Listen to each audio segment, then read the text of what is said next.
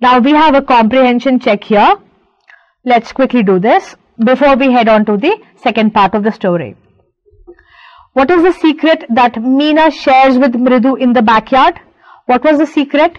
I'll quickly write down the answer here. Meena tells her they had found a little kitten outside the gate that morning.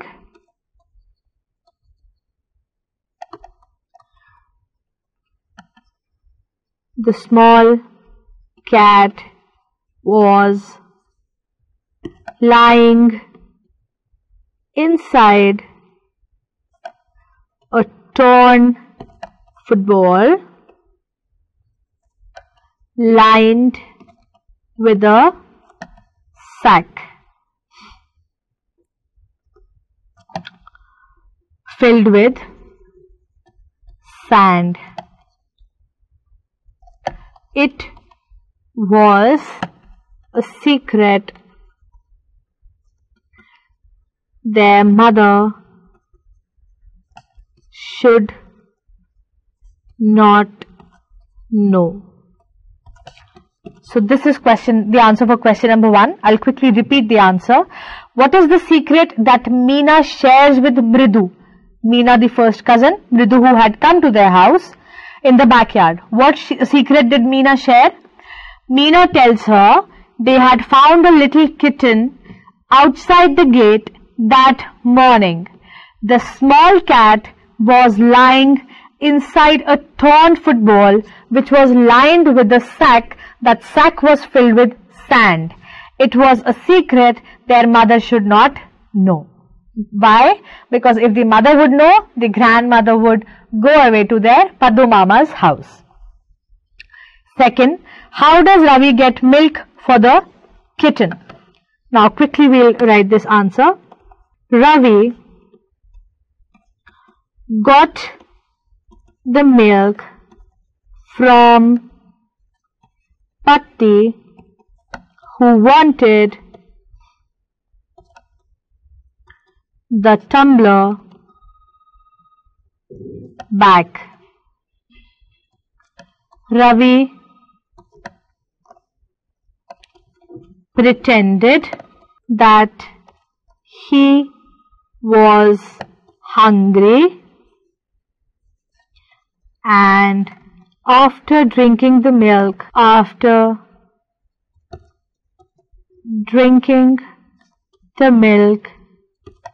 he would wash the tumbler himself. He ran quickly to put the milk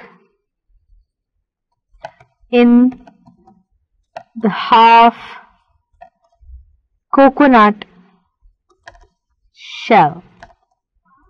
So the question is, how does Ravi get milk for the kitten? The answer would be, Ravi got the milk from Patti, who wanted the tumbler back. Ravi pretended that he was hungry, and after drinking the milk, he would wash the tumbler himself. He ran quickly to put the milk in the half coconut shell. This is how he got milk from the kitchen. Third question, who does he say the kitten's ancestors are? Do you actually believe him? Do you believe that whatever story Ravi told about the ancestors, was it true? Let's see. You can write yes or no as per your opinion. I am writing what I feel, okay? So first we'll answer the first part. Who does he say the kitten's ancestors are? The kitten's ancestors were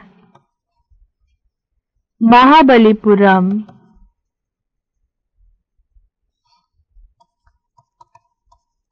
Rishi cat.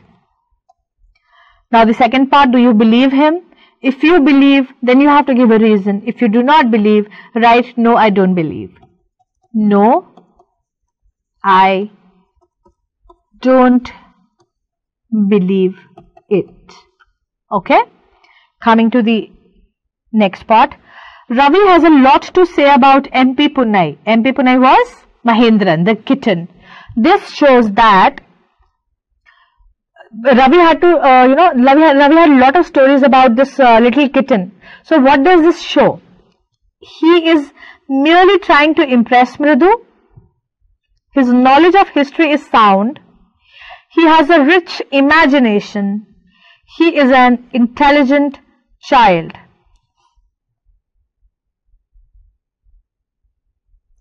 What do you think should be the answer for this one? The answer can vary. There can be two answers. First, he has a rich imagination. This can be the answer, that he has a lot of imagination. He is, trying to correlate the lion which he saw in the emblem of the Pallava dynasty with this little kitten. You can say he has a rich imagination. Second answer can be, he is merely trying to impress Mridu. Mridu had come from outside, and Mridu did not have any kind of knowledge about history. Ravi already got to know about that, so he was trying to impress his cousin. This can be the second answer. So you can write either this one or that one, first or third. You have to write which of these statements do you agree or disagree to, and you have to give reason as well. So now question number 5. The question is, what was the noise that startled Mridu and frightened Mahendran? So what was the noise? Why Mridu and Mahendran got startled? They got startled because of the creech sound, right? So I'll write down the answer for this one. Lalli was learning to play the violin. The creech sound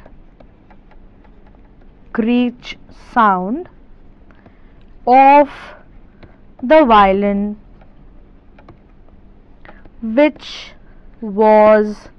was coming from the window,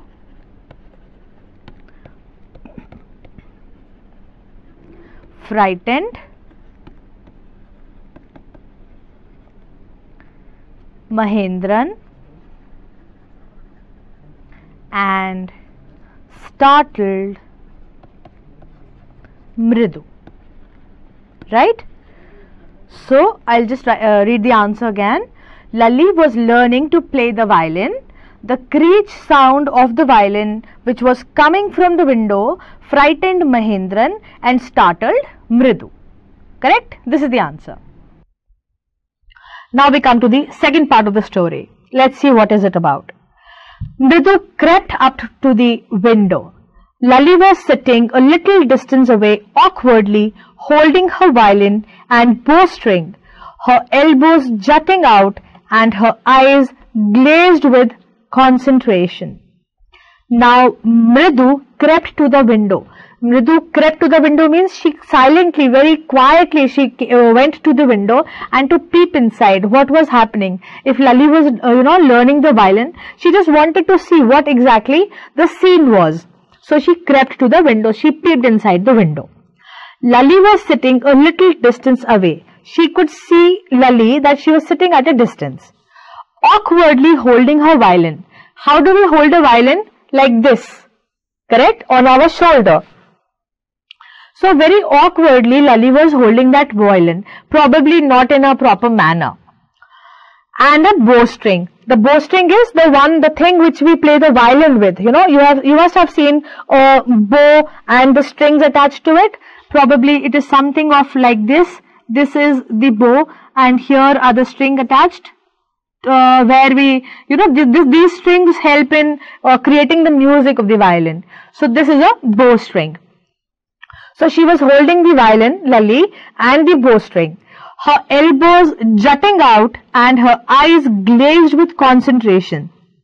Elbows jutting out means in a little outside manner, as in if we are sitting normally, we don't sit like this. The elbows, they don't, protrude out. Jutting means her elbows were protruding out, as in she was holding the violin like this. The elbows were protruding out. They were outside. And her eyes glazed with concentration. Very focused she was, and she was, kind of concentrating on the music master. In front of her, with most of his back to the window, was the bony figure of the music master. Now when Mridu was peeping inside the window, she could see Lali sitting at a distance. But in front of Lali, that means Mridu would see the back of the other person, and that other person was the music master. Music master was a bony figure, as in he was very thin, and his back was facing the window. He had mostly bald head with a fringe of oiled black hair falling around his ears and an old-fashioned tuft. The music master, he was very thin, we had already read that.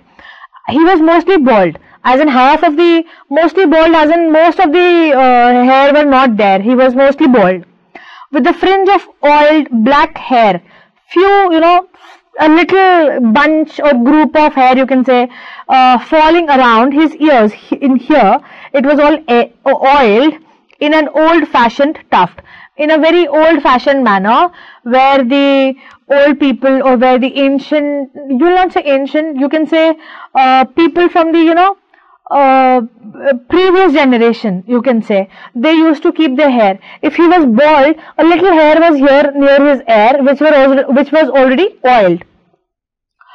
A gold chain gleamed around his leathery neck, and a diamond ring glittered on his hand as it glided up and down the stem of the violin. Now this music master, he too was holding the violin, right? There was a gold chain in his neck, and there was a gold ring in his hand. So when he was holding this, the stem of the violin, and he was using the bowstring, there was a ring in his hand. So that ring, it was moved along. When he was moving his hand, his ring moved along the hand. Glided up and down means moved along smoothly. The ring in his hand, it moved along with his hand. It is obvious. A large foot stuck out from beneath his gold border Veshti edge, and he was beating time on the floor with the scrawny big toe. A large foot stuck out from beneath his gold-bordered Veshti edge. Now, we can see the scene here. The three cousins are here, Ravi, Mridu, and the other one, Meena. This is Lalli, and this is the music master. Now we can see he is mostly bald. You see this? He is mostly bald. He has little hair here, and in an old-fashioned manner, he's got a little ponytail here. He is holding the violin. There is a ring in his hand, if you see, right? He is holding the violin and the bowstring. So when he is moving the bowstring down and up, this ring in his hand, it is going up and down very smoothly, gliding. The line was, a large foot stuck out from beneath his gold-bordered Veshti edge. He is wearing a dhoti, right? What is Veshti? Dhoti in Tamil language. He is wearing a dhoti. This large foot, it is coming out, as in he is sitting in a manner where the large foot is coming out. He was beating time on the floor with this scrawny big toe. So when he was, playing the violin in rhythm, in music, he was tapping the foot on the floor. When we listen to some good music, we tap our toe like this, whenever we listen to music in rhythm. So this fellow, this music master, he was tapping his toe on the floor time and again, along with the music. With his scrawny big toe, scrawny means thin, we had read earlier. He played a few notes he played on the violin. Lalli stumbled behind him on her violin, which looked quite helpless and unhappy in her hands. It felt like Lalli's violin was not happy, as in because Lalli was stumbling and fumbling, she did not know how to play the violin properly. She was still learning. So when music master played the few notes, Lalli tried to follow him. Lalli stumbled behind. What does stumbled means? Followed haltingly. She tried to follow how the music master was playing. So she tried to follow him, the kind of notes he was playing, but she was stumbling. She was taking a lot of pauses before playing one part, the second part and the third part, and so on. The violin looked quite helpless and unhappy in her hands. Because she was not playing it properly, the violin also was not happy. Is it possible that violin can be happy or cannot be happy? Does violin has emotions? No. It is a symbol. Because she was not playing it happily, as in properly, it felt very sad. What a difference. As in, music master was playing it so beautifully, but Lalli was stumbling. The music master's notes seemed to float up and settle perfectly into the invisible tracks of the melody. When the music master was playing the violin, he was playing the notes. It felt like it was so pleasant to hear.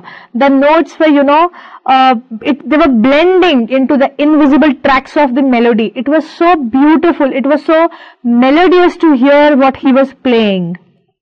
It was like the wheels of a train fitting smoothly into the rails and whizzing along, as Ravi said.